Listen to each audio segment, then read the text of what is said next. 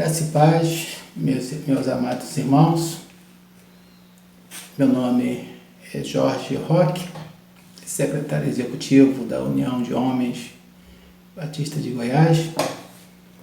E nesta tarde gostaria muito de trazer uma reflexão no livro de Abacuque, que nós estaremos falando sobre um tema que é uma fé provada. Meus amados irmãos, o texto que nós gostaríamos de ler se encontra no livro de Abacuque, no capítulo 1, nos versículos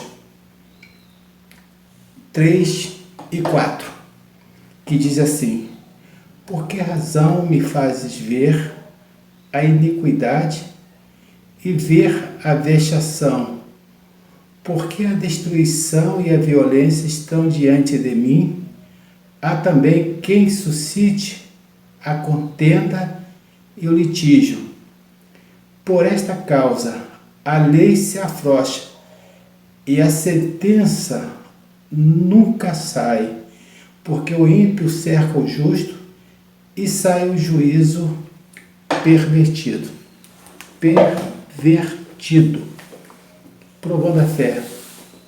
Meus amados irmãos, ao ler esse livro, ao estar meditando durante alguns dias, fazendo uma pequena reflexão juntamente com a minha esposa, durante os cultos domésticos, nós nos atentamos para esse texto em que o profeta Abacuque, no ano de 600 a.C., veja os irmãos, que no ano 600 a.C. havia uma grande preocupação no coração do profeta Abacuque com a mensagem que Deus estava colocando diretamente em seu coração. Não era uma mensagem como as mensagens que nós costumamos a ler em outros livros de outros profetas, quando na mensagem o Senhor diz a determinado profeta: assim diz o Senhor dos Exércitos. Nesta ocasião, Abacuque estava vivendo um período em que ele buscava a Deus, e Deus, na sua resposta somente a ele, falava com que haveria de chegar um tempo em que a nação de Judá, Jerusalém, seria invadida pelos inimigos, com uma forma de disciplinar aquela nação. Haja vista, meus amados irmãos, que já tinha acontecido há 120 anos atrás Israel ser dizimado, a nação de Israel ser dizimado pelo grande exército da Assíria. E isso aí não estava fazendo com que o povo de Judá, a nação de Judá, se preocupasse com uma possível investida de uma nação poderosa que estava se levantando na época, que era a nação, o exército dos caldeus.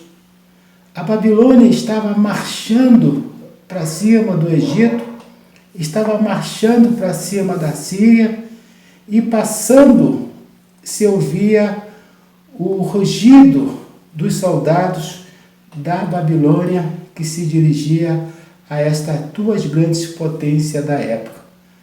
E na época em que o profeta Abacuque, ele chorava com o coração sangrando diante de Deus, Deus falava para ele: veja, o que farei com esse povo que não me honra com os lábios? Veja que eu trarei uma nação para castigá-la, trarei uma nação para disciplinar. E isso o profeta Abacuque não entendia. E ele perguntava ao Senhor: por quê? Por que que o Senhor vai colocar uma nação ímpia para nos subjugar? Para que que o Senhor vai colocar uma nação ímpia para trazer a nós toda a dificuldade, toda a peste, tudo aquilo que é ruim para o nosso povo? E o que estava acontecendo dentro do reino de Judá não era algo que os ímpios não faziam, era algo que os ímpios faziam. Eles não julgavam as causas das pessoas necessitadas. A sentença não era sempre a mais correta. Eles assolavam as pessoas para que a pobreza fosse cada vez mais viva na vida daqueles moradores. E Deus não estava contente com isso. E o profeta Abacuque perguntava ao Senhor: Senhor, até quando isso vai acontecer?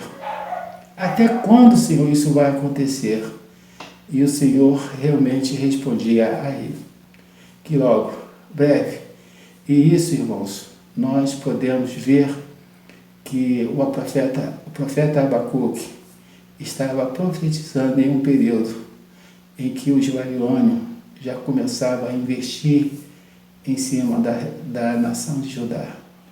Até que um dia a nação de Judá, ela se dando conta daquilo que estava por vir, já era tarde.